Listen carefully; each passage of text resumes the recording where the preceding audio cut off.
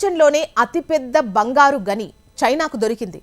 బంగారం పెట్టుబడే కాదు, దేశాలను ఏలే రారాజు కూడా.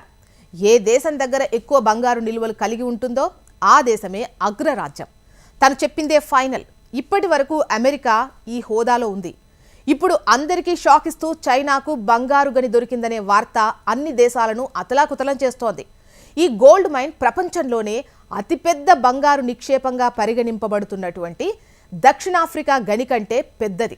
ప్రపంచవ్యాప్తంగా ఉన్న అన్ని గనుల్లో పెద్ద గని అంటున్నారు చైనా వాళ్ళు. అది కూడా 7 లక్షల కోట్ల విలువైన భారీ బంగారు గనిగా గుర్తించారు. బంగారం భారతదేశంలోనే కాదు, ప్రపంచవ్యాప్తంగా అత్యంత విలువైన వస్తువు. 1000 మెట్రిక్ టన్నుల ప్రీమియం బంగారు గనిని తాము తమ దేశంలో గుర్తించామని చైనా చెబుతోంది.